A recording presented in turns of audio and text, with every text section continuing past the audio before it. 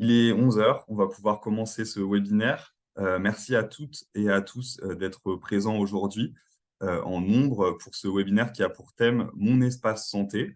C'est un webinaire qui vous est proposé par votre mutuelle Aesio Mutuelle ainsi que l'association We Take Care que je vais vous présenter un petit peu plus tard. L'objet du webinaire d'aujourd'hui, c'est de vous parler de Mon espace santé, qui est un outil très utile mais parfois un peu mal compris. Donc, on va vous présenter un peu en théorie à quoi ça sert et aussi vous proposer une démonstration de cet outil. Avant de rentrer dans le détail, quelques informations importantes, des informations pratiques pour que tout se passe bien pendant ce webinaire et qu'on arrive bien à s'entendre et à communiquer.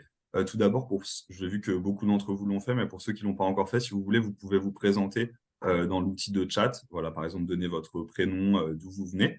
Ça va permettre d'un peu mieux se connaître. L'autre petite consigne, je vous l'ai donnée juste avant le début du webinaire, c'est de vraiment faire attention à couper vos micros en dehors des temps d'échange. Donc, les temps d'échange, ça va être très simple. Ils vont se matérialiser par une image qui va s'afficher où il y aura écrit questions-réponses. En dehors de ces temps-là, si vous avez des questions, et c'est possible que vous en ayez au fur et à mesure des interventions, n'hésitez pas à les renseigner par écrit dans l'outil de chat. Comme ça, moi, ça me permet de les noter, soit d'y répondre à la volée, soit plutôt de les relayer à l'intervenante au moment opportun. Et enfin, cette consigne ne doit pas vous empêcher de poser des questions parce que vraiment, l'un des objectifs de ce webinaire, c'est que vous puissiez poser toutes vos questions, partager vos interrogations sur des sujets liés à l'e-santé. Donc, vraiment, ne vous restreignez pas, il n'y a pas de mauvaises questions, il n'y a pas de questions bêtes. On est là pour répondre à vos questions, donc allez-y, on est là pour ça. Et enfin, le support que je suis en train de vous diffuser, ainsi que tous les liens dont on parlera durant le webinaire, vous seront envoyés par mail à l'issue du webinaire. Donc, si vous voulez prendre des notes, c'est super. Si ça va un peu vite ou il y a des informations que vous ratez, eh ben, c'est pas grave. Dans tous les cas, on les mettra toutes de manière condensée dans un email et vous recevrez ça sous 48 heures après le webinaire directement dans votre boîte mail. Une autre précision, je l'ai déjà dit avant le webinaire, avant le début, mais il y en a peut-être qui viennent de se connecter. Ce webinaire est enregistré, il fera l'objet d'un replay qui sera hébergé sur les bons clics ainsi que sur le site Aesio Mutuel. Donc, si vous ne voulez pas figurer sur ce replay, je vous invite tout simplement à couper votre caméra. Et sans plus attendre, je vais me présenter et ensuite je vais laisser la parole à l'intervenante du jour. Donc moi, je suis Martin Bonisso, je suis chef de projet au sein de l'association We Take Care. Donc We Take Care, c'est une association qui œuvre pour l'inclusion numérique et je vous en dis plus juste après. Mais dans un premier temps, je vais laisser la parole à Patricia Lartier. Bonjour à tous, je suis ravie d'être avec vous ce matin et je vois que vous êtes très très nombreux. Puis j'ai vu dans le chat beaucoup d'utilisateurs de mon espace santé, alors je suis doublement ravie. Donc je me présente, je suis Patricia Larcier, je suis la coordinatrice régionale, je suis détachée du ministère de la Santé et ma mission elle est de déployer donc mon espace santé sur l'ensemble de la région Grand Est avec pour ambition de faire un maillage le plus condensé, le plus serré possible pour atteindre le plus de citoyens afin que ces citoyens puissent activer mon espace santé et devenir ainsi acteurs de sa santé. Voilà. Merci beaucoup, Patricia, pour cette présentation. On reviendra du coup à mon espace santé dans un petit instant. Simplement, en termes d'introduction, pour vous dire un peu qu'est-ce que c'est We Take Care, donc l'association que je représente aujourd'hui. Donc, on est une association qui a pour objectif de permettre à tous de se saisir des opportunités du numérique. Donc, pour ça, on réalise une activité de conseil auprès des collectivités locales et aussi auprès des organismes privés et publics. On a aussi développé une plateforme pour apprendre le numérique. Cette plateforme, ça s'appelle Les Bons Clics et je vais vous la présenter un peu plus tard dans ce webinaire, donc vous en saurez plus. Et enfin, on a aussi des actions de sensibilisation via la publication d'études de référence sur le sujet du numérique et de l'inclusion numérique. Et on a aussi un média, c'est-à-dire qu'on publie des articles en ligne sur Les Bons Clics. Les objectifs de ce webinaire, je vous les ai déjà présentés, mais je reviens dessus rapidement. Le premier objectif, c'est vraiment que vous puissiez gagner en autonomie dans l'utilisation de mon espace santé, que vous soyez déjà utilisatrice, utilisateur ou pas encore, on veut vraiment vous donner les clés pour que vous puissiez vous saisir de cet outil. Le deuxième objectif, c'est de vous présenter des outils et des ressources pédagogiques qui vous seront utiles pour réaliser vos démarches en ligne, donc au-delà du périmètre de mon espace santé. Et enfin, ce webinaire, c'est aussi un espace d'échange. Le but, c'est que vous puissiez partager ce que vous pensez et éventuellement vos difficultés, les difficultés que vous pouvez rencontrer dans vos démarches de santé en ligne. Le programme de ce webinaire, on est ensemble pour 1 heure et demie maximum. On va commencer par une petite introduction avec un petit quiz, un petit sondage que je vais vous proposer sur le sujet de mon espace santé. Ensuite, je vais laisser la parole à Patricia qui va vous présenter la plateforme et vous faire une démonstration très concrète de comment elle fonctionne. Ensuite, je reprendrai la parole pour vous présenter des ressources pédagogiques utiles qu'on vous propose sur notre site, les bons clics pour vous accompagner dans les démarches de santé en ligne. Et enfin, on prendra un temps d'échange en fin de webinaire selon le temps qui nous reste pour que vous puissiez poser les questions que vous n'avez pas encore eu le temps de poser avant. Afin que ce webinaire ne soit pas uniquement un temps descendant, mais aussi un moment un peu interactif, ce que je vous propose dans un premier temps, c'est de vous connecter à un site internet qui s'appelle WooClap. Et alors, pour vous y connecter, il y a le lien qui s'affiche à votre écran. Et ce lien, je vais aussi le copier-coller dans la petite fenêtre de chat. Voilà, c'est fait, ça vient d'apparaître. Et en fait, ce lien, il va vous permettre de répondre à des questions. Et nous, ça va nous permettre de voir les réponses en direct et donc de vous sonder sur les sujets du jour.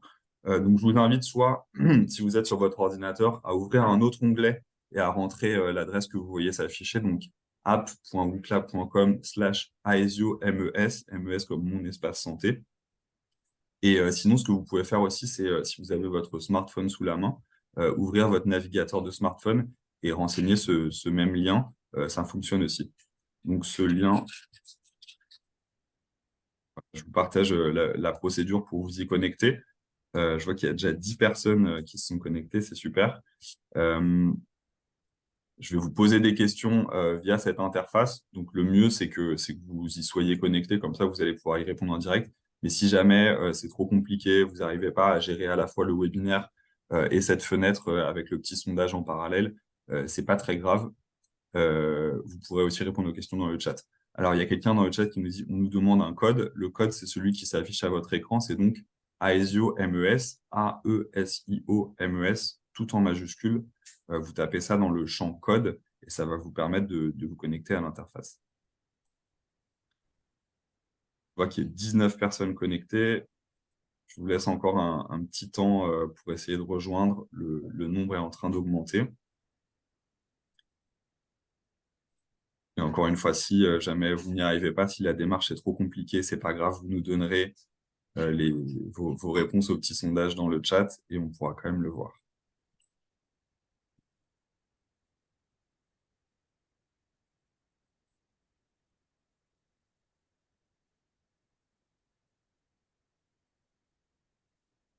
Passer la barre des 30 personnes, vous pouvez continuer à vous connecter en parallèle, on recevra vos réponses. Et je vous affiche dès maintenant le premier sondage. Donc, normalement, c'est assez simple. La question est la suivante. Avez-vous déjà utilisé mon espace santé? Est-ce que c'est oui? Est-ce que c'est non? Ou peut-être je ne m'en souviens pas. Vous vous dites, ça me dit quelque chose, mais est-ce que je me suis connecté? Je ne suis pas sûr.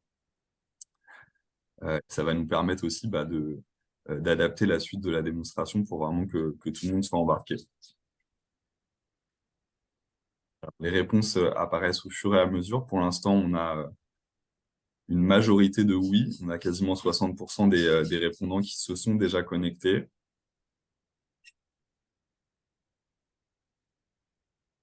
Il y a quand même 10 personnes, donc plus de 30%, ouais, 30% maintenant qui ne se sont jamais, enfin qui n'ont jamais utilisé mon espace santé.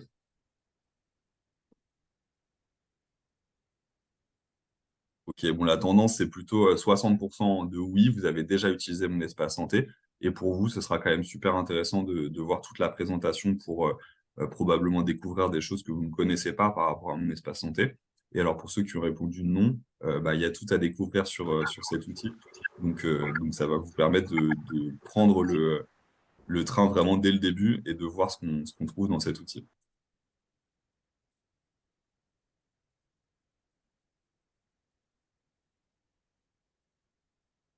Ok, alors merci pour vos réponses.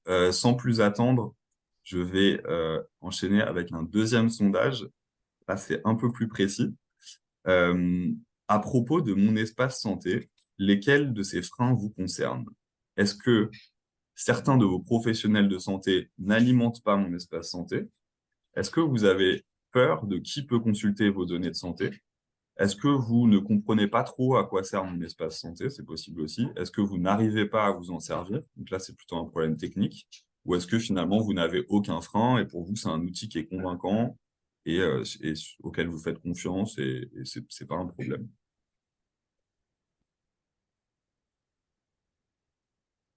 Vous pouvez répondre, enfin, cocher plusieurs réponses s'il y a plusieurs réponses qui vous conviennent. Patrice me dit dans le chat, je ne sais pas à quoi ça sert.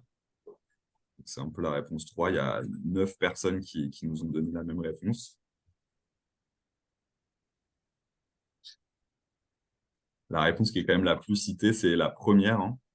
Certains de mes professionnels de santé ne l'alimentent pas. On a un peu plus de 50% des gens qui ont répondu qui ont choisi cette réponse. On a finalement seulement 2 personnes qui ont peur de qui peut consulter les données de santé.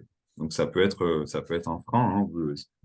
Héberger ces données sur Internet, sur un outil, ça peut faire peur au début, mais j'ai l'impression que c'est pas forcément ça qui vous concerne. 9 personnes qui ne comprennent pas trop à quoi ça sert. Donc ça, j'espère qu'au terme de ce webinaire, ce sera plus clair pour vous. Et certains qui n'arrivent pas à s'en servir. Et on a quand même 10 personnes, donc un quart des répondants, qui n'ont aucun frein par rapport à cet outil. Donc, merci beaucoup. Ah, je vais un peu trop vite. Merci beaucoup pour vos participations à ce sondage. Et on va essayer, au vu de ces freins, de vous apporter toutes les réponses possibles sur le sujet. Donc maintenant, on a fini la partie d'introduction et je vais maintenant passer la main à Patricia qui va vous présenter mon espace santé, faire un petit peu d'historique, voir un peu tous les enjeux de cet outil et ensuite vous faire une démonstration de comment fonctionne concrètement mon espace santé. Merci Martin.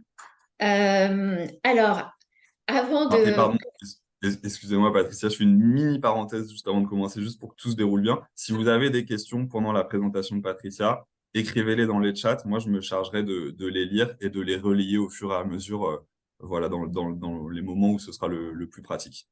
Désolé. Mais de rien, Martin. Donc, il est prévu que je fasse une présentation théorique de mon espace santé et ensuite, comme Martin vient de vous le dire, je vais faire une présentation de mon profil personnel de mon espace santé. Alors, je modifie un tout petit peu le début de ma présentation suite à ce questionnaire que je trouve hyper intéressant pour moi. Et étant donné qu'il y a énormément de personnes, de participants qui ont indiqué que l'un des freins, c'est que des professionnels de santé n'alimentent pas mon espace santé. Donc, je vais déjà répondre, en tout cas, essayer de vous faire comprendre pourquoi l'alimentation ne se fait pas aussi rapidement que vous le souhaiterez. Alors, c'était pas prévu, donc je vais commencer par partir par là. Donc, il y a eu donc cette crise sanitaire et suite à cette crise sanitaire, les pouvoirs publics ont décidé de lancer donc le Ségur pour donner des moyens supplémentaires à tous les établissements de santé, bien sûr des moyens humains, des moyens financiers à tous les établissements de santé, établissements sanitaires, donc hôpitaux, cliniques et établissements médico-sociaux, personnes âgées, personnes handicapées et domiciles. Et à côté de ce Ségur pour ces établissements de santé, a été lancé ce que l'on appelle le Ségur numérique. Et le Ségur numérique, c'est pour donner la possibilité à l'ensemble des professionnels de santé, à la fois professionnels de santé versant ville, c'est-à-dire médecins spécialistes, généralistes, pharmacie, radiologie, laboratoire, et versant établissements de santé sanitaires et médico-sociaux, à changer leur version de logiciel, leur outil métier, pour que leur outil métier devienne interopérables entre eux, c'est-à-dire que tous leurs outils métiers, en dépit de leurs différents éditeurs, puissent échanger de la donnée de santé de leurs patients entre eux et que ces nouvelles versions de logiciels puissent alimenter mon espace santé. Et donc, ce Ségur numérique a été lancé en même temps que l'ouverture à tous les citoyens avec un numéro de sécurité sociale définitif, l'ouverture de mon espace santé, donc en janvier l'année dernière. Donc, les pouvoirs publics, c'était un choix politique.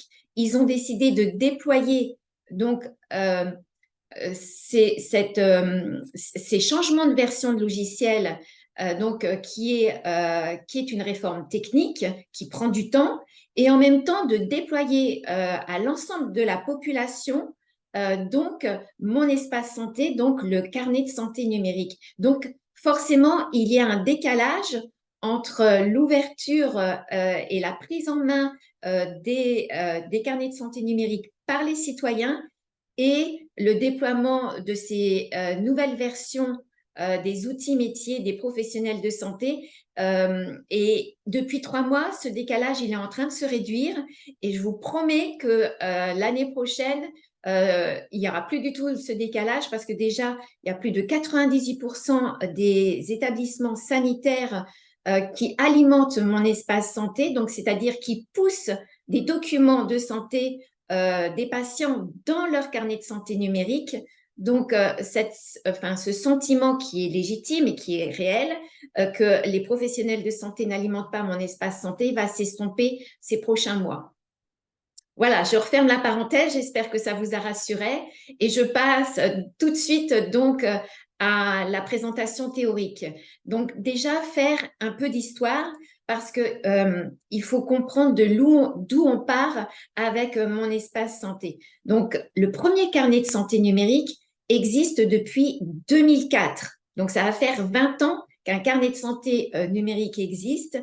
C'était le DMP, c'était le dossier médical personnel. Il n'a pas fonctionné pour un tas de raisons. La première raison, je pense qu'il arrivait un peu trop tôt. Les pouvoirs publics ont été ambitieux à vouloir construire un carnet de santé numérique au tout début de l'ère du numérique. Et ce carnet de santé numérique, c'était un coffre-fort pour déposer des documents de santé dématérialisés à l'initiative des citoyens. Les spécialistes du DMP vous diront que c'était un long serpent de mer puisque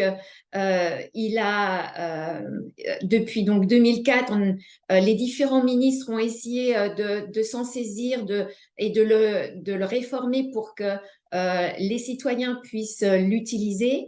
Il y a eu des rapports très intéressants sur ce fameux DMP.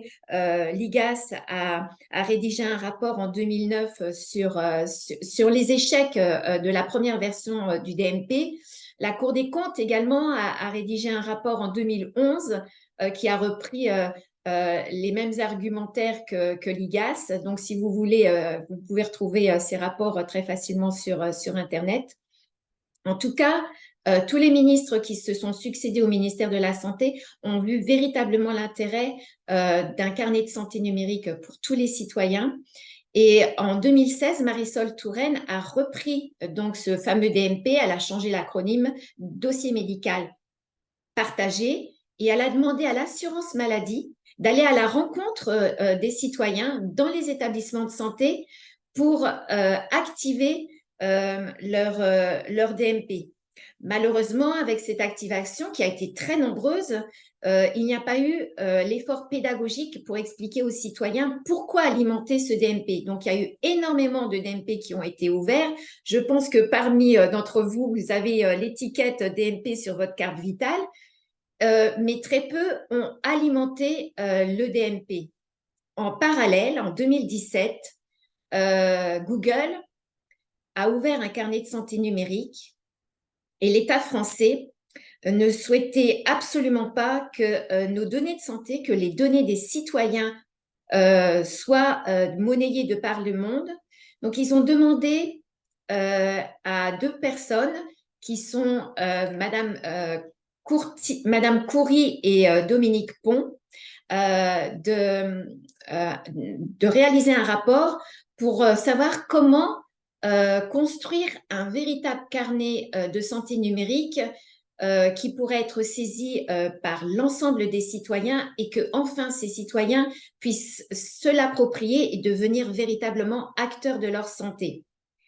Et donc, dans ce rapport, deux préconisations très importantes, c'est que donc tous les outils des professionnels de santé soient interopérables entre eux, c'est-à-dire qu'ils puissent échanger de la donnée de santé de leurs patients entre eux et que leurs outils métiers puissent également être compatibles et pousser la donnée de santé dans mon espace santé, dans le carnet de santé numérique. Et la deuxième préconisation de ce rapport, c'est que les patients deviennent véritablement acteurs de leur santé, qui deviennent responsables de leur santé.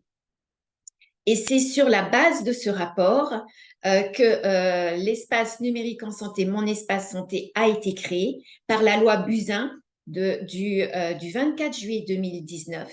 Donc, qui a créé donc ce fameux carnet de santé numérique, qui est la réforme la plus importante, soyez-en sûrs, c'est la réforme la plus importante depuis la carte vitale, où vous pouvez retrouver tous vos données de santé et les partager avec vos professionnels de santé, à condition que vous activiez votre espace santé.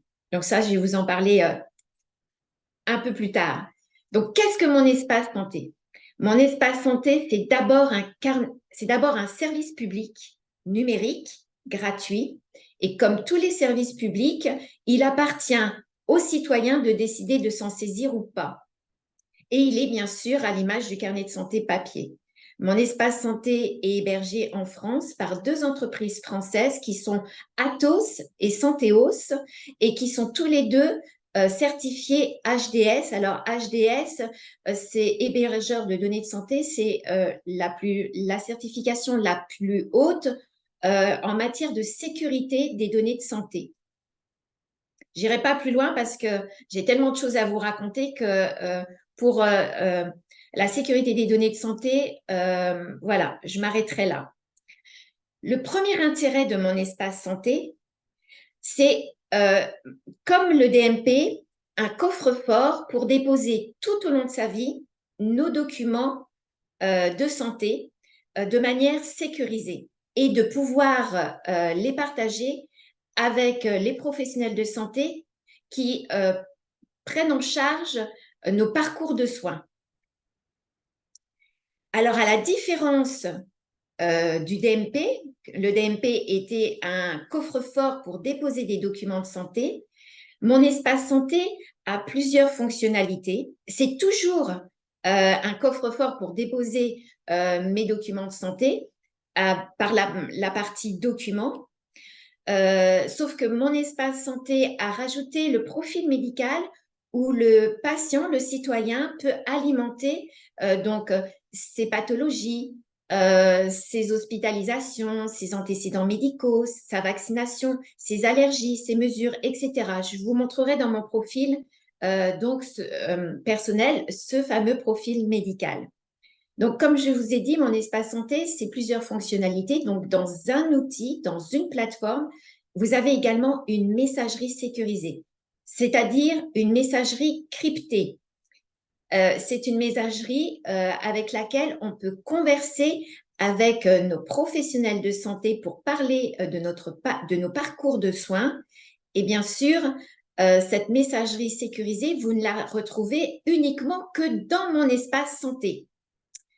Petite précision, les conversations sur cette messagerie cryptée sont à l'initiative des professionnels de santé. Qu'est-ce que ça veut dire? Ça veut dire que vous ne pouvez pas, vous, envoyer un message à votre médecin traitant pour avoir une compréhension sur un résultat de compte-rendu de laboratoire. C'est pas possible. Il faut que ce soit votre médecin, le professionnel de santé qui initie la conversation et c'est à lui de mettre un terme à cette conversation. Comme vous savez, à tout principe, il y a des exceptions. Et là, il y a une exception. À partir du 15 mai dernier, euh, nous pouvons, grâce à la messagerie sécurisée de mon espace santé, envoyer des ordonnances dématérialisées aux pharmaciens. Et ça a été une demande express de l'Ordre national des pharmaciens au ministère de la Santé. Et donc, le ministère de la Santé et la CNAM, donc, on fait des modifications sur mon espace santé pour que nous, citoyens, nous puissions envoyer via notre messagerie sécurisée de mon espace santé nos ordonnances dématérialisées à la pharmacie de notre choix. Patricia, je vous interromps juste une petite seconde parce qu'on a une question déjà assez pratique dans le chat qui a été posée par Mylène. Mylène, elle reçoit des résultats d'analyse d'un laboratoire. Enfin, en 2022, elle en recevait et un jour, ça s'est interrompu et selon le laboratoire, et le laboratoire continue à transmettre ses résultats. Et donc, elle demande à qui est-ce qu'elle peut s'adresser pour résoudre un tel problème. Pourquoi? Parce qu'elle ne veut pas recevoir ses comptes rendus dans son espace Je pense santé? qu'elle veut les recevoir, mais qu'elle ne les reçoit plus. Et apparemment, c'est pas le laboratoire qui a cessé de les envoyer, mais en tous les cas, la transmission ne se fait plus. Donc j'imagine qu'on est sur un problème technique. Est-ce qu'il y a un Oui. Sur, contact privilégié? oui, sur les problèmes techniques, c'est le 3422. Et puis également sur la page du ministère de la Santé dédiée à mon espace santé qui se trouve à la fin de cette présentation théorique, vous avez le lien. Vous avez l'endroit où vous pouvez remonter toutes les anomalies, les problèmes techniques que vous pouvez rencontrer sur mon espace santé. Et ça fonctionne très, très bien. Ils sont très, très réactifs. Merci beaucoup. Euh, donc, troisième fonctionnalité, le catalogue de services. Alors, le catalogue de services, c'est comme un Apple Store, c'est des applications dédiées donc à la santé et au bien-être qui doivent répondre à un cahier des charges très strict en termes d'éthique et en termes de sécurité de données pour pouvoir être sur le catalogue de services de mon espace santé. Actuellement, il y a 25 applications. Alors, je vais vous donner des exemples. Il y a l'application Livy du laboratoire Abbott pour gérer la glycémie. Il y a la PHP qui est également sur le catalogue de services, qui donc c'est le dossier informatisé des patients qui se retrouvent donc dans ce catalogue de services de mon espace santé. Et il est prévu donc d'ici premier fin de trimestre 2024 que ces applications qui peuvent échanger de la donnée de santé puissent être synchronisées avec notre profil médical de mon espace santé. Bien entendu, vous avez la main là-dessus et c'est vous qui décidez si vous souhaitez donc cette synchronisation entre les données de ces applications et votre profil médical.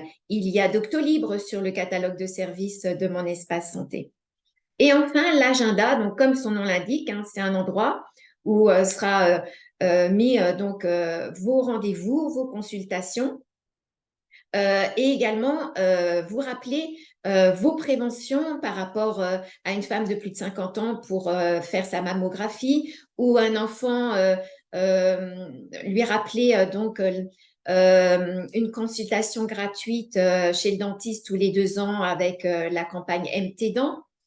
Donc voilà, ceci sont les 4 fonctionnalités de mon espace santé. Dossier médical, messagerie sécurisée de santé, catalogue de services et agenda. Alors, vous allez voir là très concrètement avec mon profil comment ça se présente. Pas de panique, c'est hyper, hyper simple. Donc là, on va passer à la création et à l'activation de mon espace santé parce qu'il y a beaucoup de personnes qui n'ont pas compris entre la création et l'activation de mon espace santé. Je vous ai dit, hein, le premier carnet de santé numérique date de 2004, donc il y a plus de 20 ans. Il n'a pas fonctionné. Et donc, l'État français a utilisé ces échecs pour créer mon espace santé. Et donc, à l'époque du DMP, c'était à l'initiative des citoyens donc de se saisir de cet outil numérique.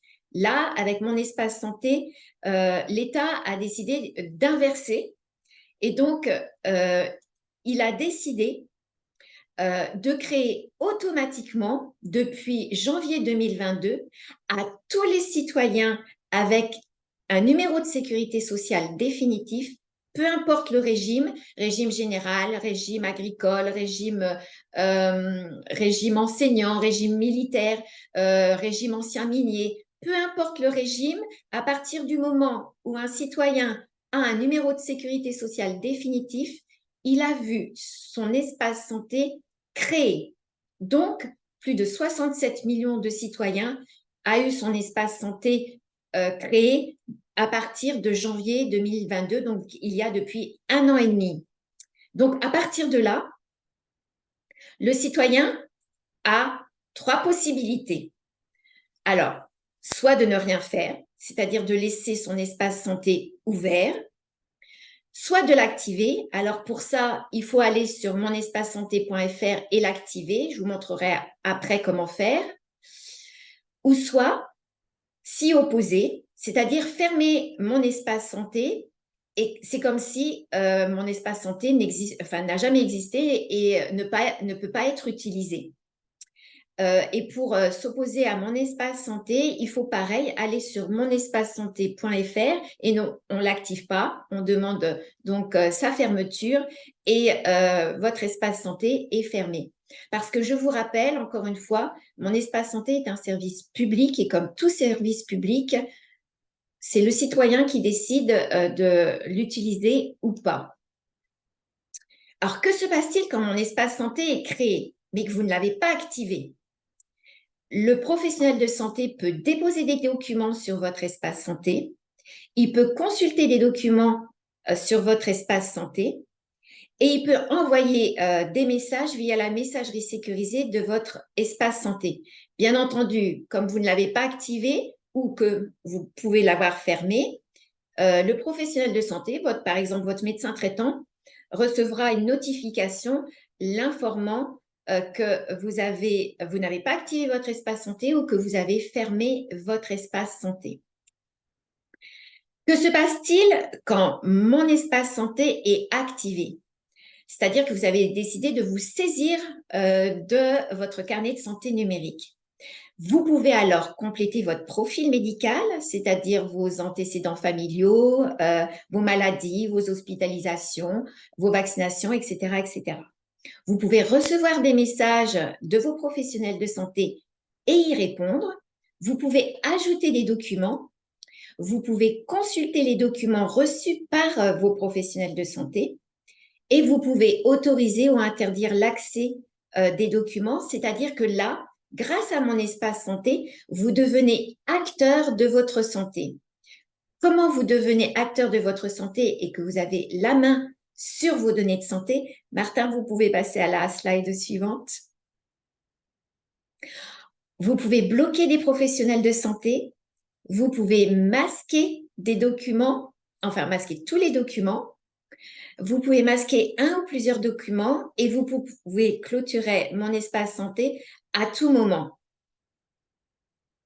Alors, démonstration d'activation. Le mot il est un peu fort parce que là, ça va être très simple.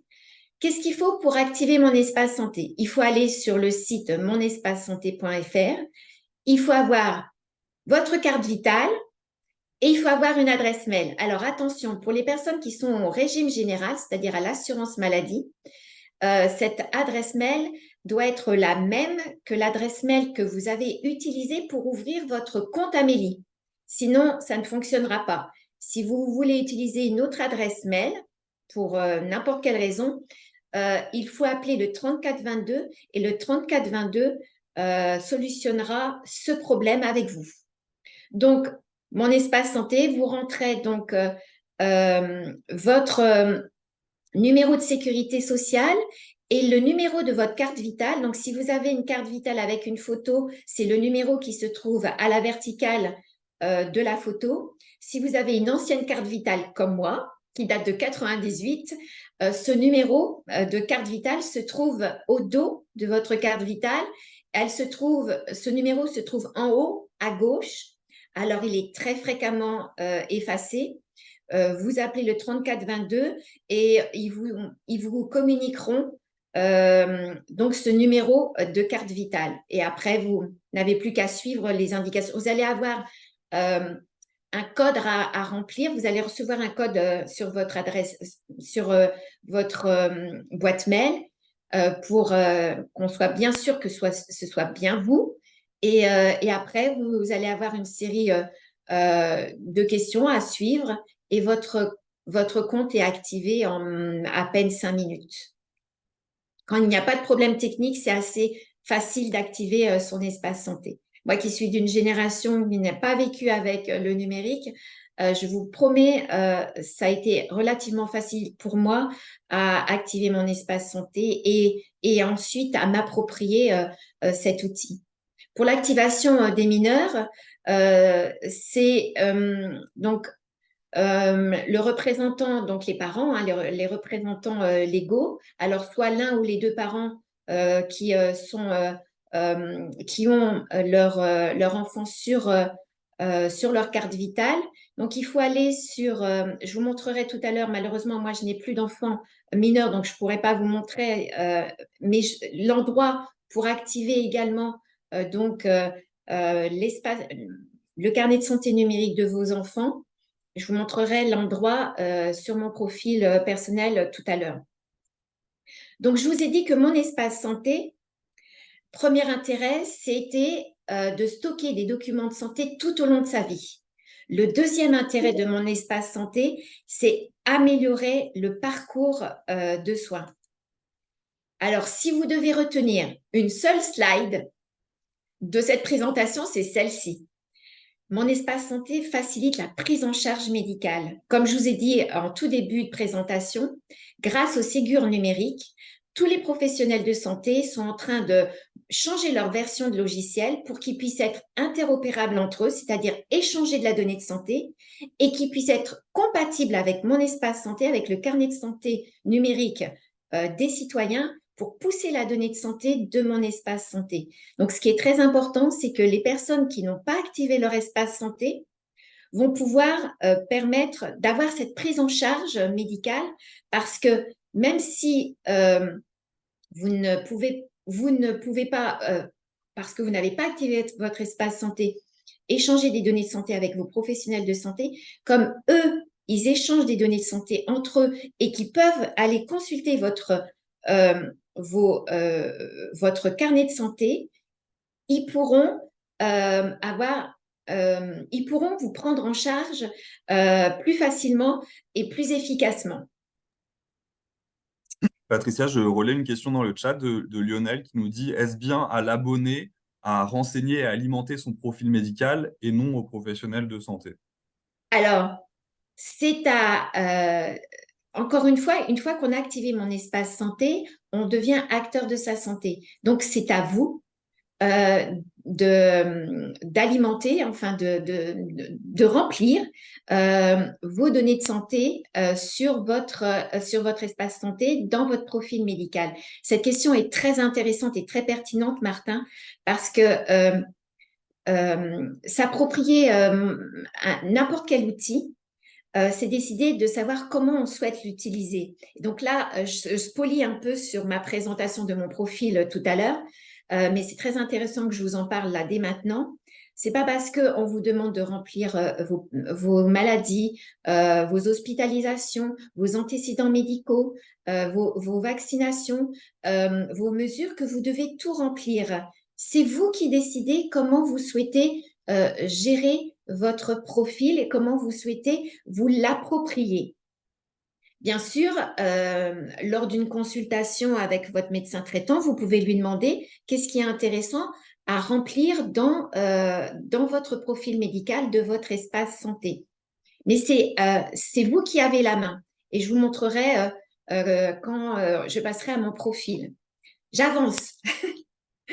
Mon espace santé, donc, sert à stocker des documents de santé tout au long de sa vie, sert à améliorer, à rendre nos parcours de soins plus efficaces en échangeant de la donnée de santé avec nos professionnels de santé. Et le troisième intérêt de mon espace santé, c'est un outil efficace de prévention. Et cet intérêt va monter en puissance à partir de l'année prochaine. Vous allez recevoir, vous savez, les médias, dans les médias, on a souvent ces campagnes, ces énormes campagnes de prévention qui sont, alors je vais vous, Martin, si vous pouvez passer à la slide suivante.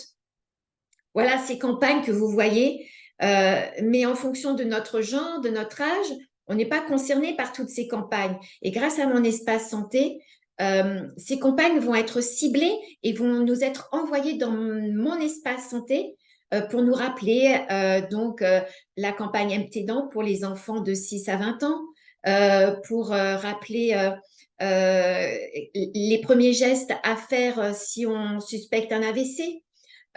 Pour nous rappeler la mammographie pour les femmes à partir de 50 ans, etc.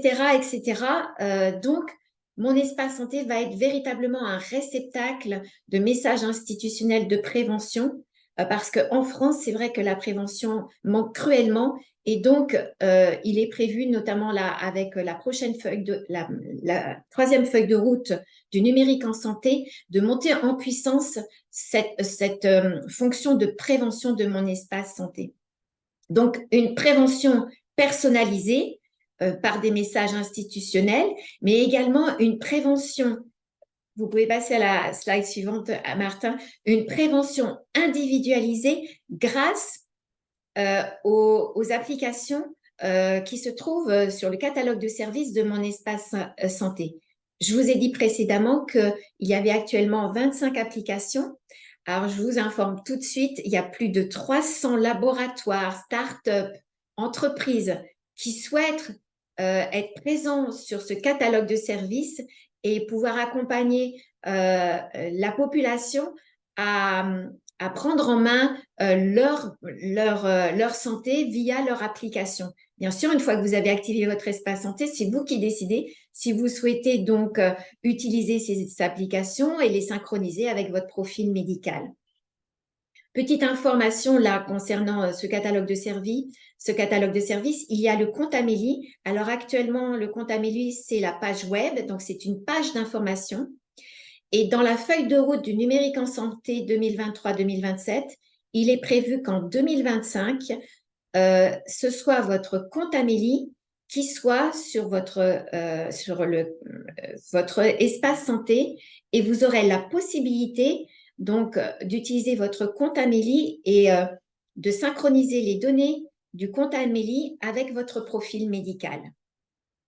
Voilà, on arrive à la fin de cette présentation.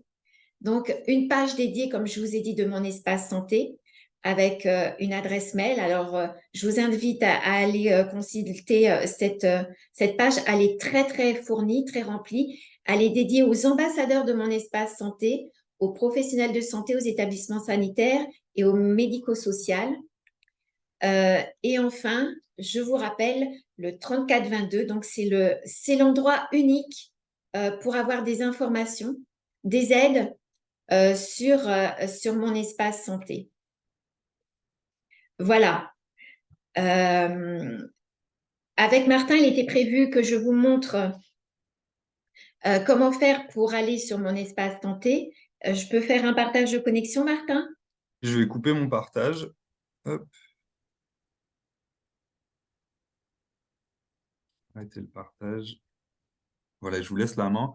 Et pendant ce temps, peut-être, enfin, je ne sais pas si vous pouvez faire les deux en même temps, à la fois la démarche et répondre à une question, mais il y a Béatrice qui a demandé est-ce que la CPAM a accès à mon espace santé? Absolument pas. La caisse primaire d'assurance maladie, comme tous les autres régimes de sécurité sociale, ils alimentent automatiquement un endroit que je vais vous montrer sur mon espace santé, qui est les remboursements de toutes vos consultations médicales. Et donc, c'est automatique. Donc, ils n'ont pas… Alors, question très pertinente encore une fois. Merci Martin. Mon espace santé, c'est un endroit sécurisé. Seuls les professionnels de santé de votre choix, à qui vous donnez l'autorisation, c'est-à-dire un consentement à aller sur votre espace santé. Et vous, qui avez accès à mon espace santé. Personne d'autre n'a accès à mon espace santé. Les mutuelles n'ont pas accès à mon espace santé. Les assureurs, enfin, je ne sais pas, les banques, personne n'a accès à mon espace santé, sauf les professionnels de santé, c'est-à-dire les professionnels à ordre qui sont soumis au serment d'Hippocrate et puis donc qui ont des obligations par rapport au serment d'Hippocrate et puis d'autres obligations par rapport au code de la santé et au code pénal, au code de la santé publique, donc le droit français, et au code pénal s'ils ne viennent pas à respecter les obligations en matière de santé des patients. Donc, encore une fois, mon espace santé, c'est une plateforme, un espace, un endroit fermé où vous avez la main et uniquement les professionnels de santé. Concernant la médecine du travail, actuellement, les médecins du travail peuvent alimenter, c'est-à-dire ils peuvent pousser des documents dans mon espace santé. Je pense à la vaccination parce que beaucoup d'entreprises vaccinent leurs salariés. Donc, ils peuvent pousser des documents, des informations, notamment de la vaccination, dans mon espace santé. Actuellement, ils ne peuvent pas consulter mon espace santé. Il est prévu que d'ici fin 2024, les médecins du travail pourront consulter mon espace santé, mais seulement une partie des informations qui sont sur votre carnet de santé numérique, parce qu'il y a une matrice d'habilitation qui a été créée avec la création de mon espace santé pour réduire la consultation, la visibilité des informations qui se trouvent sur votre espace santé en fonction de la spécialité des professionnels de santé. Alors, je m'explique, je précise. Exemple, un dentiste ne pourra pas voir un compte-rendu de mammographie. C'est extrêmement éloigné de sa spécialité. Donc, moi, j'ai un compte-rendu de mammographie sur mon espace santé. Quand j'aurai donné mon consentement à mon dentiste pour accéder à mon espace santé, automatiquement, par cette matrice d'habilitation, il ne pourra pas voir mon compte-rendu de mammographie. Voilà. Voilà, donc là, on est sur la page d'accueil de mon espace santé. Je vais mettre se connecter. Voilà, on arrive sur cette page-là. Donc moi, j'ai activé mon espace santé, donc je rentre mon identifiant. Perdez pas votre identifiant. Je vais rentrer mon mot de passe.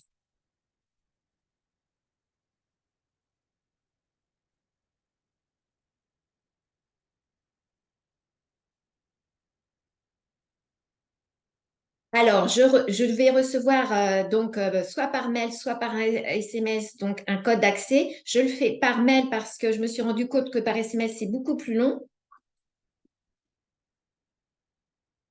Voilà, j'ai déjà reçu.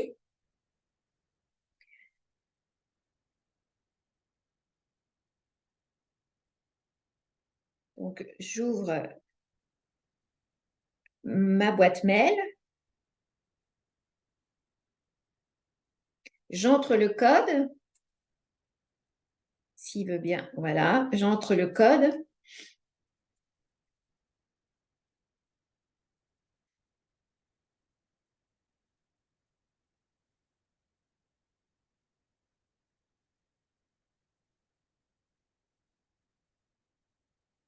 Martin, il nous reste combien de temps pour la présentation pratique? Pardon, je pense qu'on peut prendre encore un bon quart d'heure sur cette D'accord. démonstration. Il y a déjà pas mal de questions qui ont été relayées au fur et à mesure, donc je pense qu'il y en a d'autres qui vont venir. J'en ai noté une ou deux pour le temps qui nous restera après. Ok, merci Martin. Donc voilà, vous êtes arrivé sur mon profil de mon espace santé. Et je voulais vous informer aussi également qu'il y a une application. Donc là, je suis sur le site internet, hein, sur le web. Et il y a une application que j'ai également téléchargée sur mon smartphone. Et grâce à cette application sur mon smartphone, pardon, je n'ai pas besoin d'avoir ce code de sécurité supplémentaire, c'est mon code d'ouverture de mon téléphone qui me sert de double sécurité. Voilà, je voulais vous apporter cette information-là. Donc voilà, nous sommes sur mon profil de mon espace santé. Donc, il y a une page d'accueil qui reprend les informations des autres onglets. Et nous avons tout en haut, donc le profil médical, les documents, la messagerie sécurisée de santé, le catalogue de services. Et là, tout en haut, à droite, vous avez Patricia, vous avez paramètres, j'y vais là très très vite, et c'est là dans paramètres, dans confidentialité, notification des emails et historique des données, qu'on devient véritablement acteur de sa santé. Donc, je vais y revenir très très vite. Donc là, je vais directement dans profil médical. Donc, dans profil médical, tout à l'heure, je vous ai dit mon histoire de santé. Donc là, mon histoire de santé, c'est simple. Ce sont les remboursements que vous recevez de votre régime de sécurité sociale à chaque fois que vous passez chez un professionnel de santé. Ensuite, nous avons le suivi médical. Donc là, c'est le profil médical dont je vous ai montré là tout à l'heure avec le camembert, donc avec les maladies, les traitements, les hospitalisations, les handicaps, les facteurs de risque, allergies, antécédents familiaux, habitudes de vie. Et donc là, c'est la question que l'un des participants a posée tout à l'heure, Martin, pour savoir si on remplit ou si c'est le médecin. Donc, c'est nous qui avons la main pour remplir ces informations et à charge après de nous parler avec le médecin comment on souhaite remplir ces informations. Alors, c'est très personnel, hein, c'est en fonction de notre histoire, en fonction de notre culture, de qui l'on est, de notre personnalité. Je vais vous dire, moi, je n'ai pas rempli grand-chose dans mon profil médical. C'est un choix, c'est ma manière de me l'approprier, de l'utiliser. Je n'ai pas rempli les maladies, je n'ai pas rempli les hospitalisations. J'ai l'intention d'en parler avec mon médecin traitant. Pour l'instant, mon médecin traitant, elle a fait sa version de logiciel, donc elle peut alimenter mon espace santé, mais elle ne s'est pas encore formée, elle n'a pas pris encore contact avec son éditeur. Une fois que ça sera fait, je pourrai discuter donc de mon profil médical avec elle. J'ai rempli le traitement, je n'irai pas dessus parce que voilà, c'est personnel. J'ai rempli les allergies. Alors, comme plein de Français, je suis allergique à la pénicilline. Je vous montre comment ça fonctionne. C'est très intuitif. Donc, j'ai rentré allergie. J'ai ajouté un commentaire. J'ai me dit que j'ai fait un œdème de clic et on peut supprimer. On peut rajouter une allergie si l'on veut en cliquant sur ce bouton, en mettant n'importe quelle, voilà, une allergie. Un commentaire si on le souhaite, on confirme et voilà, on a une deuxième allergie. C'est pareil pour les maladies. Je vais vous montrer maladie parce que je n'ai pas rempli de maladie. Ajouter une maladie. Alors, on va reprendre l'exemple qui est mis sur eczéma pour vous montrer. Alors, la date quand ça a commencé. Alors, 23, je ne sais pas, juin 1984. On peut rajouter un commentaire, ce que l'on veut comme commentaire. On fait suivant. On a la possibilité d'ajouter le traitement et ça se retrouvera dans l'onglet traitement, d'ajouter des documents et d'enregistrer. Et on peut supprimer très facilement tout ce que l'on met dans notre espace santé. Pour information, handicap, cet onglet, il est apparu qu'en septembre, à la suite des remontées de terrain, des associations de patients parce que voilà, mon espace santé avait oublié donc le champ handicap. Donc, facteurs de risque, antécédents familiaux, habitudes de vie, la vaccination. Donc, depuis peu, on peut ajouter une vaccination. Donc, c'est un menu déroulant avec voilà, toutes les vaccinations. On complète donc le lot du vaccin, le nom du vaccinateur, le commentaire. On fait ajouter. Mais cet ajout de vaccination ne sera validé qu'une fois qu'il sera, il sera pris en compte par un professionnel de santé, une fois qu'il sera validé par un professionnel de santé. Actuellement, on est dans les campagnes de vaccination de la grippe et de et du Covid. Et avec cette crise sanitaire, beaucoup de citoyens ont pris maintenant l'habitude d'aller se faire vacciner auprès des pharmaciens. Et les pharmaciens, un grand nombre de pharmaciens alimentent mon espace santé, le volet vaccination, avec donc le vaccin de la grippe et du Covid, là, la campagne qui vient de commencer depuis un mois. Donc, ce volet vaccination est important pour les enfants également. Vous savez qu'il y a actuellement une campagne pour vacciner les élèves de 5e contre le HPV, donc le papillomavirus.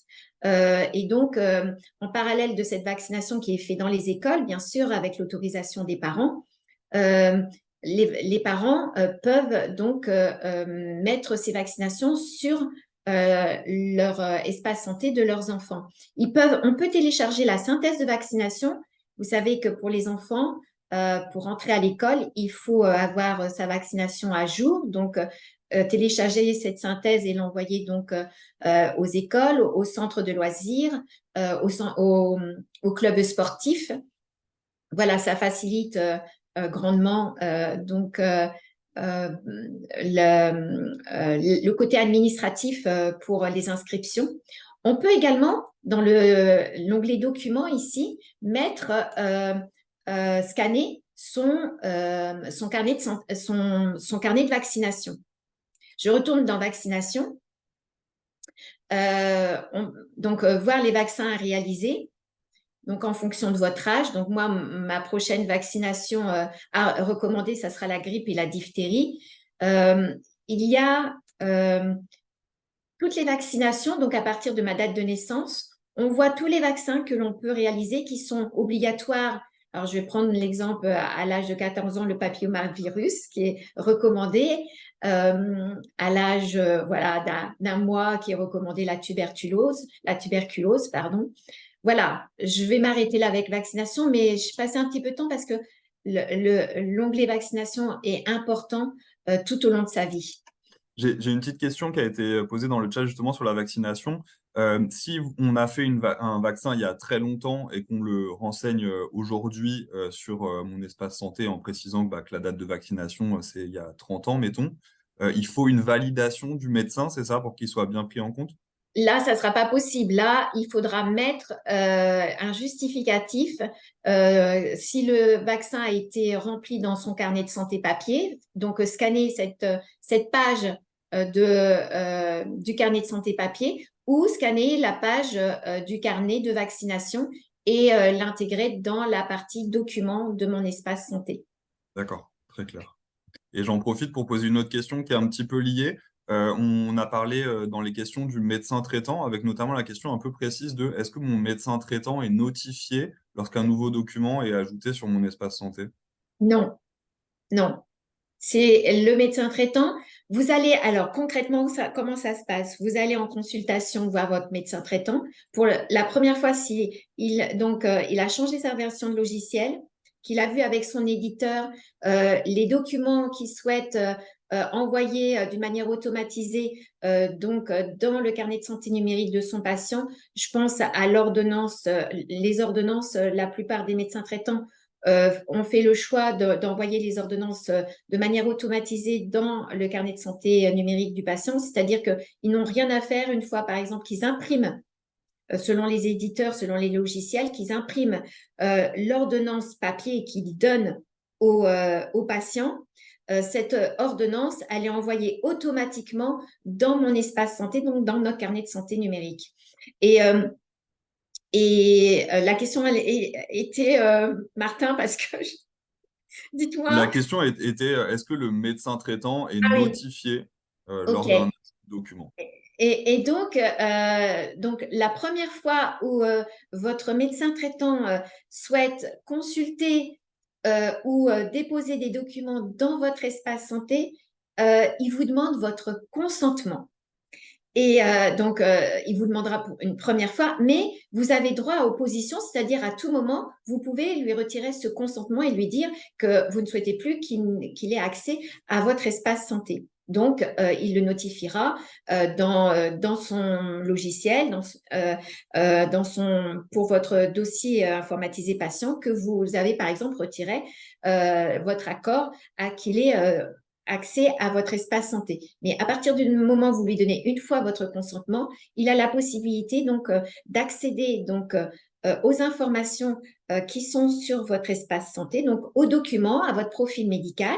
Il pourra vous dire s'il y aurait des choses à compléter en fonction de votre parcours de soins pour que d'autres professionnels de santé puissent y accéder. Les médecins traitants ont une obligation d'envoyer dans votre espace santé un volet de synthèse médicale, c'est-à-dire que dans ce volet de synthèse médicale, ils doivent remplir les informations les plus importantes concernant votre santé. Donc là, encore une fois, comme je vous ai dit, il y a un décalage entre le changement de version de logiciel et l'ouverture de mon espace santé. Donc, je ne vais pas dire que tous les médecins généralistes le font, mais ça s'accélère de plus en plus que les médecins traitants poussent dans la partie documents de votre carnet de santé numérique, ce volet de synthèse médicale où ils mettent donc toutes les informations importantes sur votre santé. Et, très important, vous pouvez, si vous ne souhaitez pas que ce volet de synthèse médicale figure sur votre espace santé, vous pouvez le supprimer, vous pouvez le masquer. Ça veut dire que, donc, si vous le supprimez, personne n'aura accès puisque voilà, il aura disparu. Vous pouvez le masquer, c'est-à-dire que seulement c'est à vous qui l'utilisez, c'est vous qui l'avez, mais personne, aucun autre professionnel de santé ne pourra voir ce volet de synthèse médicale. Professionnels de santé, donc c'est moi qui les ai mis. On peut ajouter depuis un mois, donc c'était des personnes physiques, et depuis un mois, on peut ajouter également des personnes morales, donc des établissements de santé dans les professionnels de santé. Médecin traitant, il a été rajouté il y a quelques mois par l'assurance maladie qui a cerné que Sandrine était mon médecin traitant. Ensuite, nous avons entourage et volonté. Je n'irai pas sur cette partie-là. Cette partie est très intéressante. C'est là où on retrouve notre personne de confiance, donc une seule personne à mettre. Donc moi, j'ai mis la personne de confiance. C'est là également où on retrouve les personnes à appeler en cas d'urgence. On peut appeler plusieurs personnes en cas d'urgence. Moi, ma personne de confiance est différente de la personne à appeler en cas d'urgence. C'est là où on retrouve nos directives anticipées. Puisque, pareil, une remontée du terrain, des associations de patients qui souhaitaient que les directives anticipées puissent être écrites dans mon espace santé. Donc, c'est dans cet onglet, entourage et volonté. Donc, c'est des questions fermées, oui, non, et des questions ouvertes où on rédige pour expliquer comment on souhaite avoir notre fin de vie. On peut bien sûr continuer à déposer nos directives anticipées dans la partie documents. Dans les EHPAD, de plus en plus, les assistantes sociales ou les psychologues accompagnent les personnes accompagnées à rédiger leurs directives anticipées et donc à les mettre donc dans la partie documents de mon espace santé. Enfin, dans entourage et volonté, c'est dans cet endroit-là que vous allez pouvoir, vous allez avoir un lien pour aller sur le site des dons d'organes si vous ne souhaitez plus ou si vous ne souhaitez pas être donneur d'organes, car peut-être que vous le savez, mais maintenant nous sommes donneurs d'organes d'office. Et donc, c'est le lien pour aller sur le site internet pour ne pas être donneur d'organes. Dans cet onglet, ma pièce d'identité. Et là, on a remonté, enfin l'ensemble des coordinateurs et puis les associations de patients remontent de mettre ici, alors je ne sais pas comment ça sera indiqué, mais notre groupe sanguin, parce que notre groupe sanguin, on n'a pas un onglet pour ajouter notre groupe sanguin. Donc voilà, mettre notre groupe sanguin ici ou dans la partie documents. Donc, je passe à la partie documents. Comme je vous ai dit, moi, Ouais, j'en profite, pardon, juste pour faire le lien avec ce qui a été dit juste avant, pour résumer, et vous me dites si je résume bien, sur vraiment le moment où on donne son consentement au professionnel de santé, c'est dans ce fameux menu professionnel de santé, où là, on renseigne le professionnel de santé en question, et à partir de là, le consentement est donné. C'est bien ça, hein? non, pas du tout. Euh, D'accord, bah, très je bien, j'ai vous- bien fait de poser la question alors.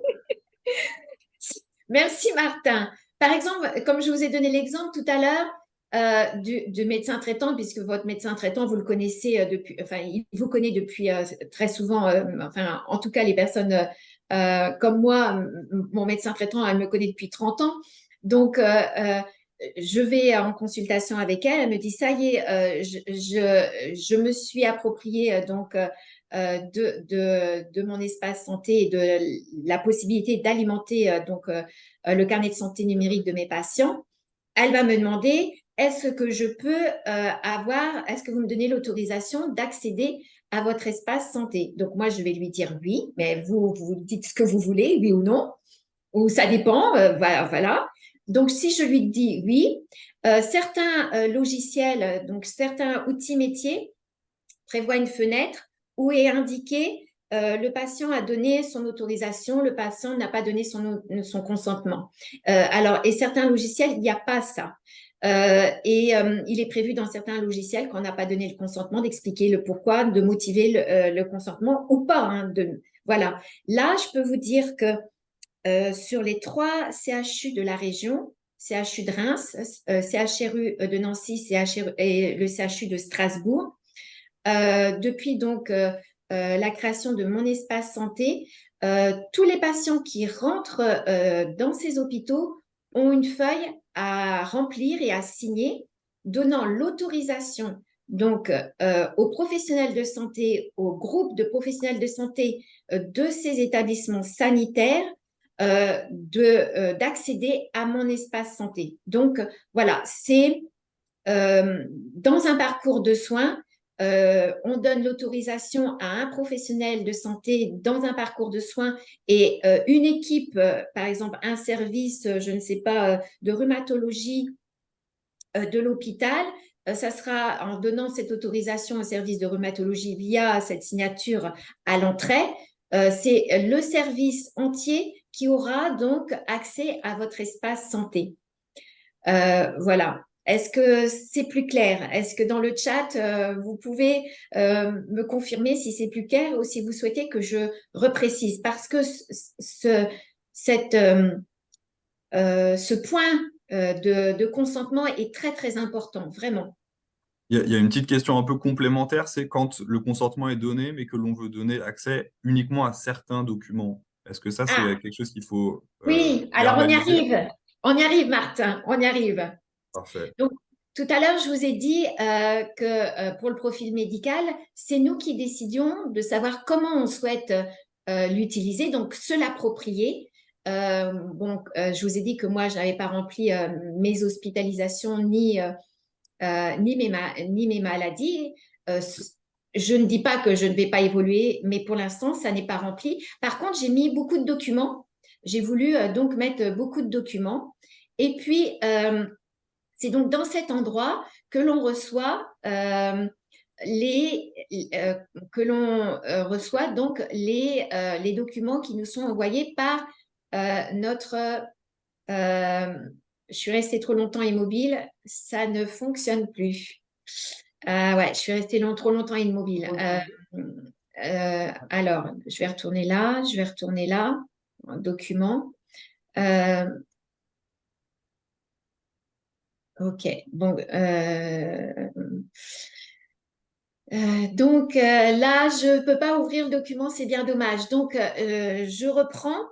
J'ai passé ma mammographie en février et je suis à peine sortie du cabinet de radiologie que mon radiologue avait déposé le compte-rendu de ma mammographie ici. Sur mon espace santé. C'est dommage, il y a un petit souci. Euh, euh, Ancien, je vais retourner là. Je vais voir si je peux, récent, essayer de retourner sur l'examen. Non, alors il faudrait que je me déconnecte et me reconnecte parce que je suis restée. Il y a eu une sécurité qui a été rajoutée depuis 15 jours et j'en avais parlé à Martin et voilà, ça a bloqué. Donc là, on peut aller dans chaque document et le rendre. Alors c'est très facile, vous allez voir comment vous souhaitez, si vous souhaitez masquer ce document, vous cliquez et le document il est masqué.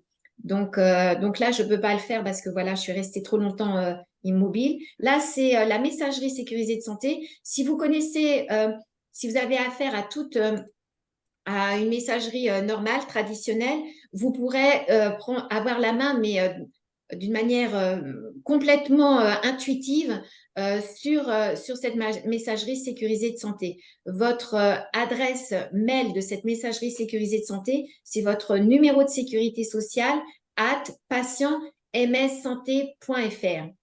Et là, donc, le catalogue de services, donc je ne vais pas passer trop de temps, avec les 25 applications qui se trouvent actuellement. Donc, encore une fois, d'ici fin du premier trimestre 2024, ces applications, vous aurez la possibilité, si vous le souhaitez, de synchroniser des données avec votre profil médical. Je pense par exemple à la glycémie, puisque donc il y a l'application Livy qui est l'application de glycémie du laboratoire Abbott.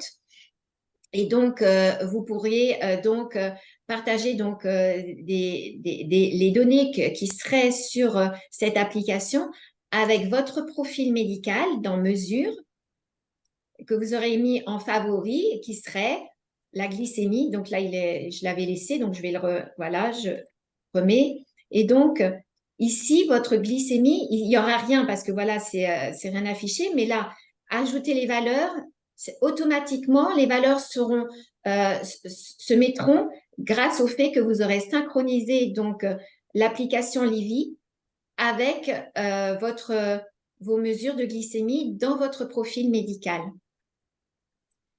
Donc, je pense que certains vont comprendre tout le spectre,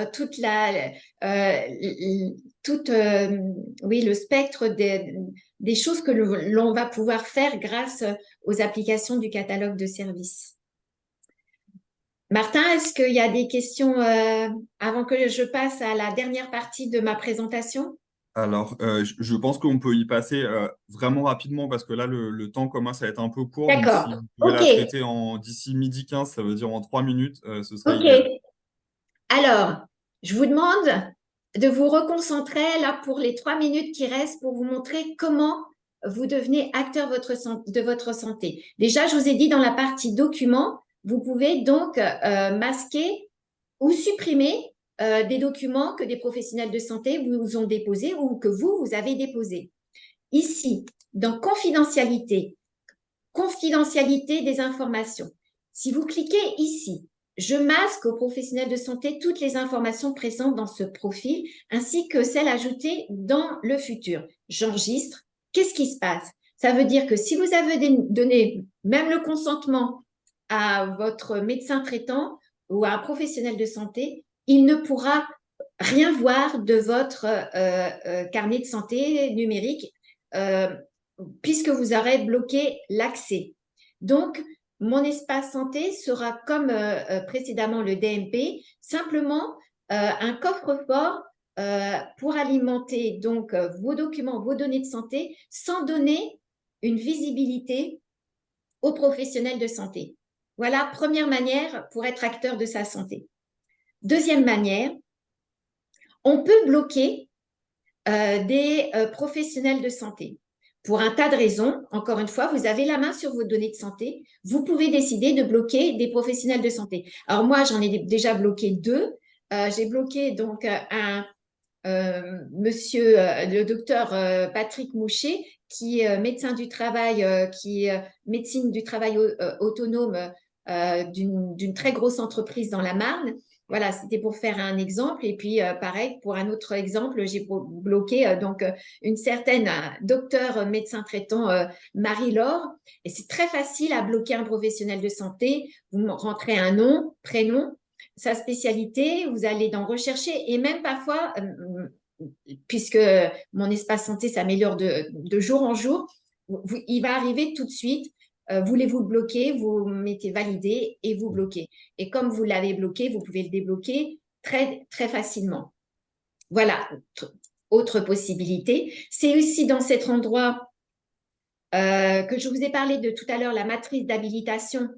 Donc, comme je vous ai dit, certains professionnels de santé, en fonction de sa spécialité, ne peut pas voir tout. Donc là, j'ai pris un diététicien, compte rendu, j'affiche. Alors, il a accès, si vous ne les avez pas masqués, à ces comptes rendus. Et il n'a pas accès à ces comptes rendus, même si vous ne les avez pas masqués. Donc voilà, je sors là, je vais ici dans cas d'urgence. Alors, moi, en cas d'urgence, vous donnez la possibilité d'accéder donc à votre espace santé sans au préalable avoir ce consentement. Donc, vous appelez le centre 15 ou quelqu'un appelle le centre 15 pour vous dans une situation d'urgence. Les médecins régulateurs pourront avoir accès à vos données de santé dans votre espace santé parce que vous leur avez donné l'autorisation. Donc, je sors de là.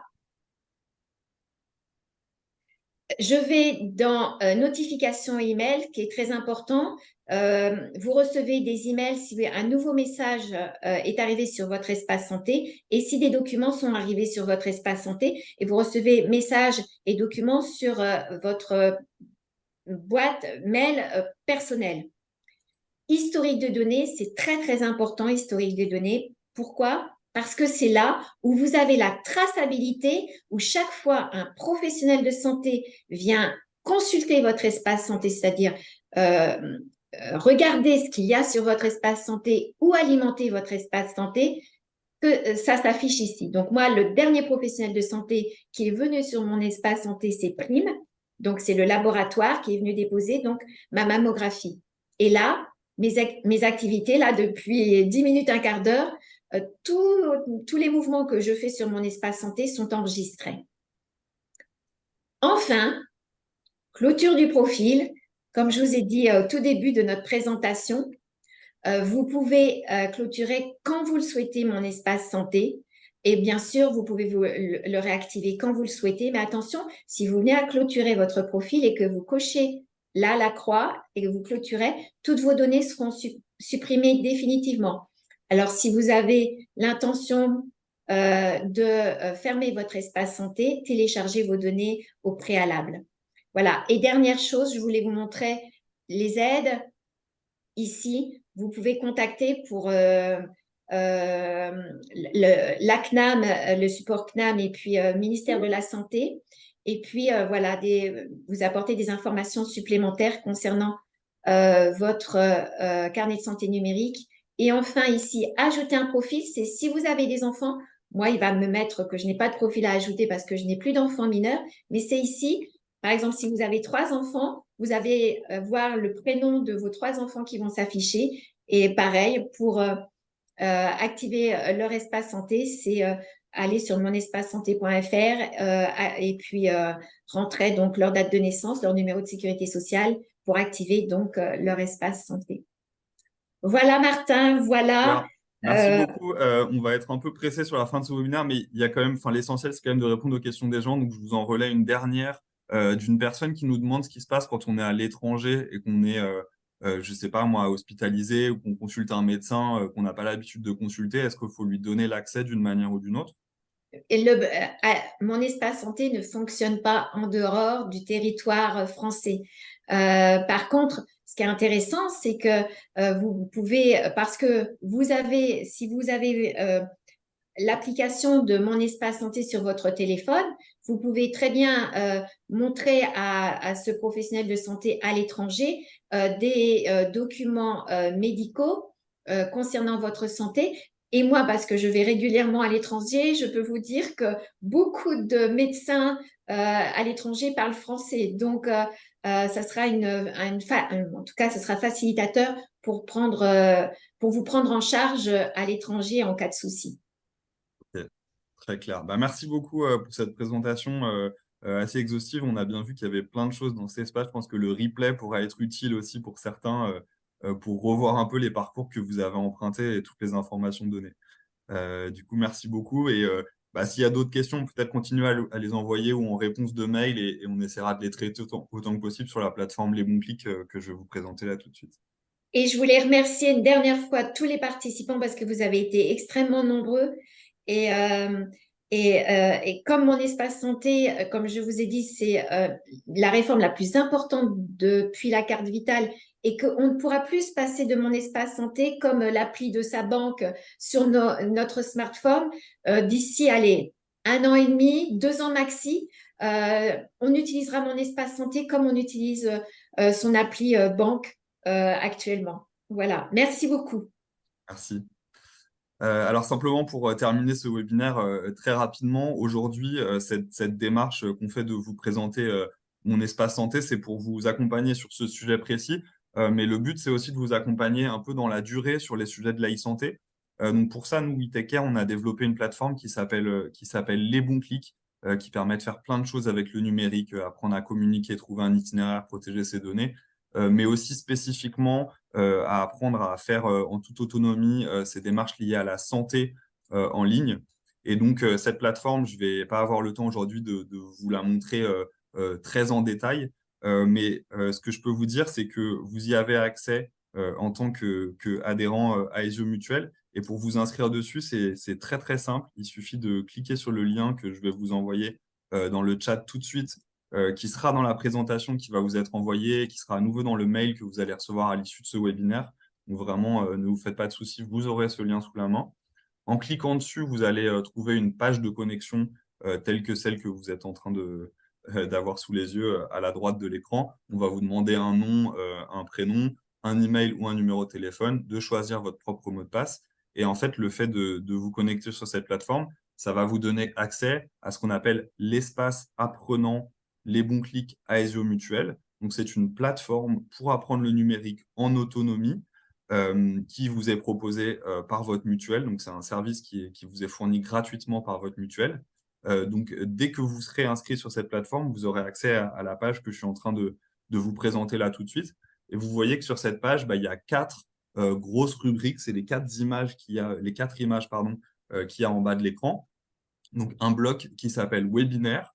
Si vous cliquez sur ce bloc, vous allez arriver sur une page Internet qui recense tous les enregistrements, les replays des webinaires e-santé numérique qu'on a organisés depuis le mois de juin en partenariat avec Aesio Mutuel. Donc, par exemple, en septembre, il y a eu un webinaire sur le compte Amélie. Donc, si c'est quelque chose que vous avez raté en allant sur ce bouton webinaire, vous allez retrouver le replay de ce webinaire et vous pourrez le regarder pour en savoir plus sur le compte Amélie.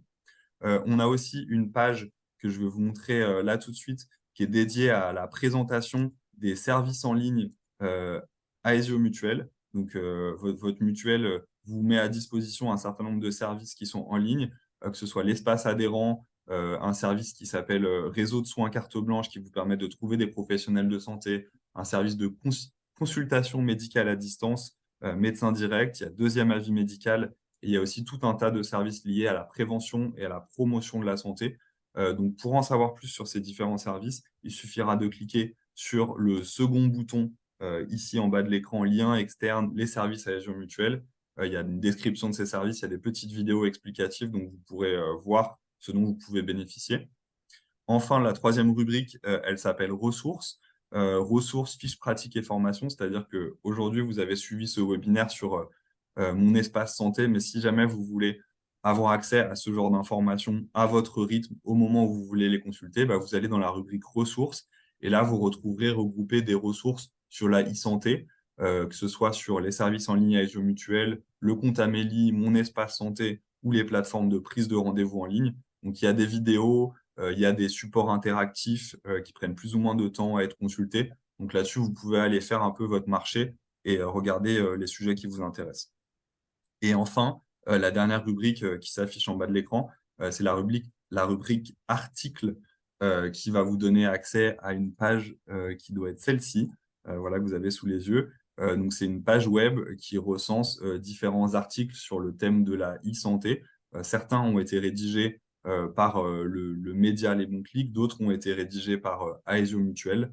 Donc, en regardant un peu les titres de ces articles, vous pouvez regarder ce qui vous intéresse et vous informer sur le sujet de la e-santé.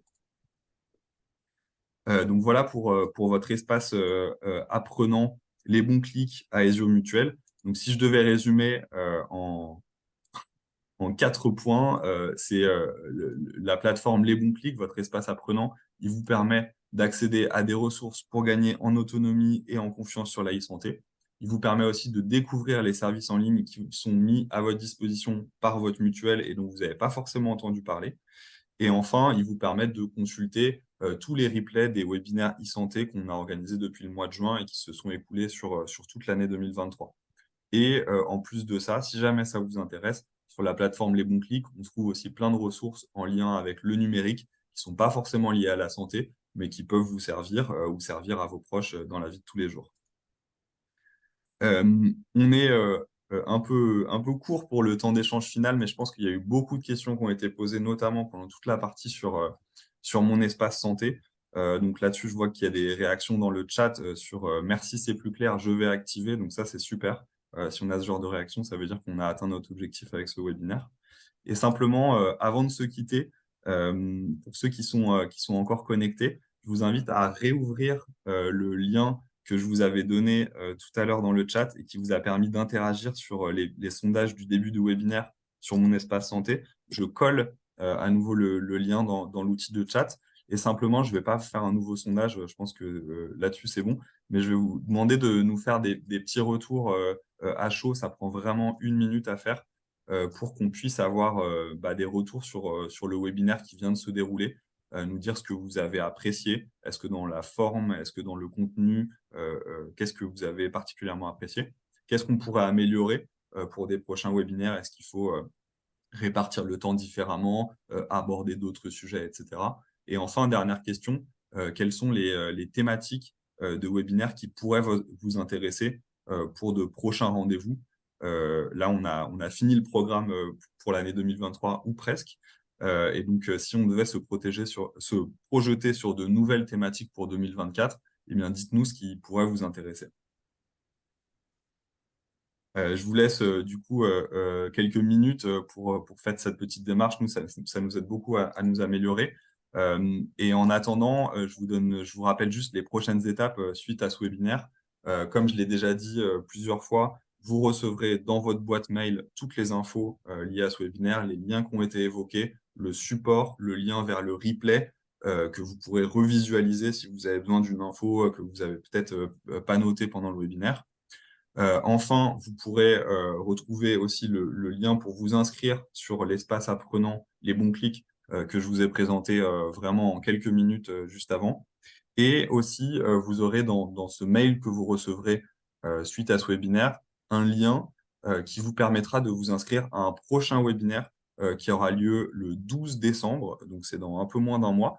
C'est un webinaire qui est un peu différent. Le but de ce webinaire, c'est pas tant de vous accompagner sur les démarches de e-santé, que plutôt de vous proposer de vous aider à être aidant numérique. Peut-être que parmi vous ou parmi vos proches, il y a des personnes qui sont amenées à aider leurs proches dans un cadre familial ou dans un cadre associatif sur les sujets du numérique. Et donc, on vous propose un webinaire à nouveau en partenariat avec Aesio Mutuel le 12 décembre sur ce sujet-là précis de la posture de l'aidant numérique, justement pour vous donner des astuces, des clés, des outils pour aider de manière peut-être plus efficace vos proches sur le sujet du numérique. Donc, pour vous inscrire à ce webinaire, à nouveau, c'est totalement gratuit. Il suffira de cliquer sur le lien que vous voyez dans le support et qui sera aussi dans l'email que vous recevrez dans les 48 heures suite à ce webinaire. Voilà, j'en ai terminé pour cette présentation. Du coup, je vous remercie pour votre présence aujourd'hui et pour votre participation active à ce webinaire. Vous avez posé de nombreuses questions. Ça nous a permis de, je pense, cibler la présentation au mieux par rapport à vos besoins. Et je vous souhaite une excellente journée. Au revoir.